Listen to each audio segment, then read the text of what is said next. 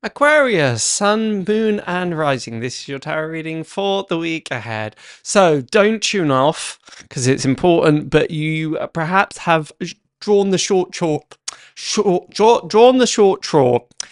drawn the short straw. Gosh, that's a mouthful this week. Don't panic, don't worry by any means. But you opening with the Four of Cups, the Lord of Blended Pleasure. It's a perfect description of Aquarius in general, really.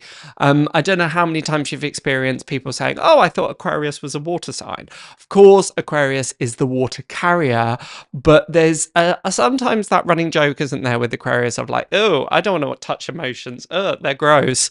And that's the feeling here of the Four of Cups. It's this kind of emotional sense coming in, sensibility coming in. Of course, cups rule the emotional realm, and the protagonist in the card is folding the arms and saying, nope, I don't want it, I don't want to look at it, I don't want to examine it.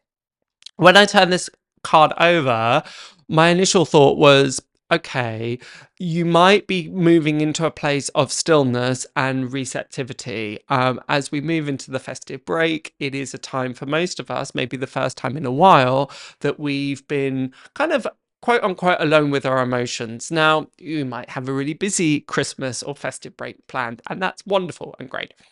But when we change a pattern, when we change a rhythm, what can often happen is things come through, things come up that we had either been circumnavigating around or not giving much attention to or putting on the back burner.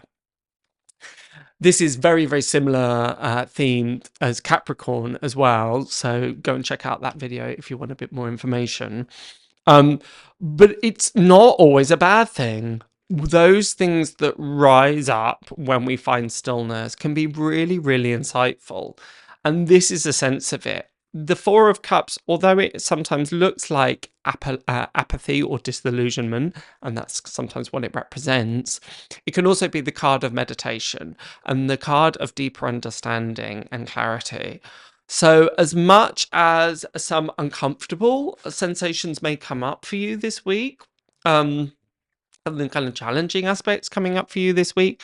And I say a lot of this because you've got the moon card, which typically can talk about our fears and the unknown, particularly as we've got this this crab-like crustacean coming out of the water and trying to rise up. Also with the wolf and the dog baying at the moon because they don't understand it. And that's so perfect, right? That often we don't understand these things in life, or we don't often understand blessings. Again, the Four of Cups can talk about blessings that are trying to come through that we ignore. But because we don't have an insight of the grander scheme of things, we misinterpret them or misunderstand them, and again, just bark up at the moon and say, no, I don't want this. Really try and check in with yourself and catch yourself if, discomfort isn't always a bad thing. Sometimes our biggest great breakthroughs or our greatest understandings, and sometimes a kind of a stretch and it makes us learn things and understand things on a deep level, as I said. That isn't always a bad thing. It can be uncomfortable in the process, but the insights that it gives us can be really, really invaluable. So I would really encourage you this week to carve out some quiet time. And again, you might be thinking, but Fiongal, hey, you've just said all of this difficult stuff might come up if I do. What often happens is we distract ourselves. We're so busy with life and we're so busy with our demands that it can be in some ways an escapism, or we push things to a side. And what happens when we find places of stillness is they gently creep in and demand our attention and demand our focus. Now, none of this is quote unquote bad by any means. It's great. It's going to lead to a further sense of integration. You may just find that that some kind of difficult emotions come up, and that's all right. They're just insights, they're guides, they're those little things that tap us on the shoulder and go, hang on a second, you need to pay attention to this. So rather than push it down, try and ignore it, feel frustrated by it, feel like the victim by it, actually go, okay, I'm going to sit with this a while. I'm going to try and understand this on a deeper level.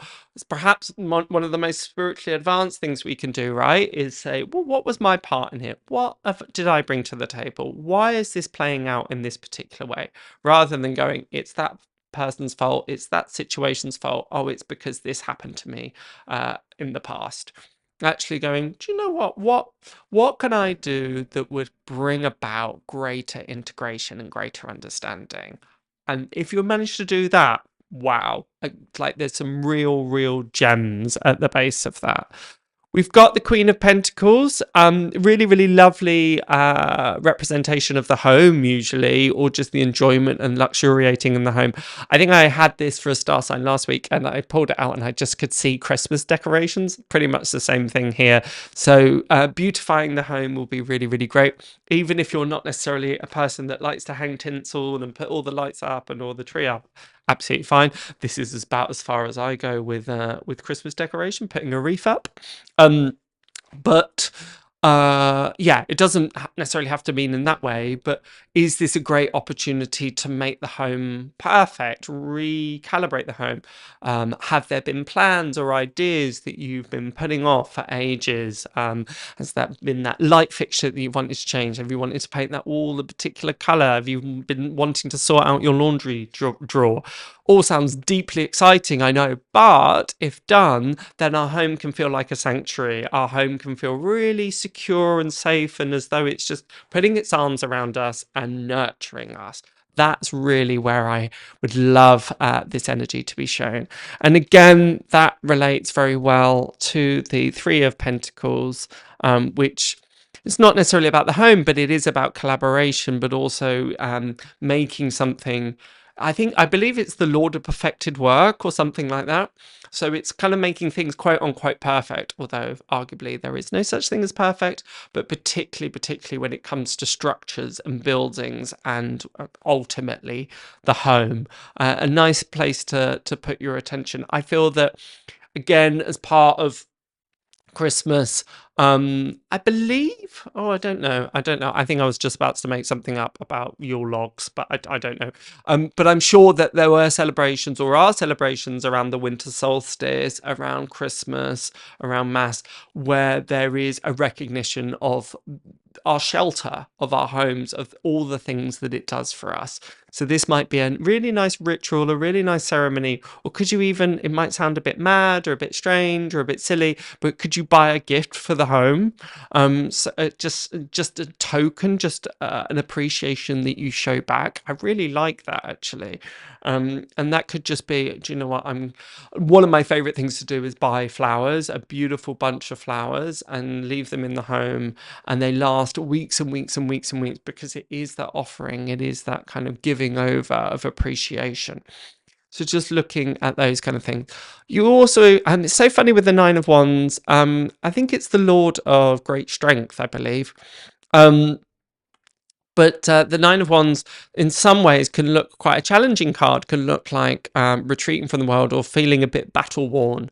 And, of course, that can indicate those things. But it can... Sorry, I'm laughing because for those that have seen it, the Nighty Night sketch, if you've never seen Nighty Night, I'd highly recommend it, BBC series. But she reads the tarot in it and she says what the Nine of Wands is saying is to be careful around wood. But it just made me chuckle. Please let me know in the comments below if you got the reference point.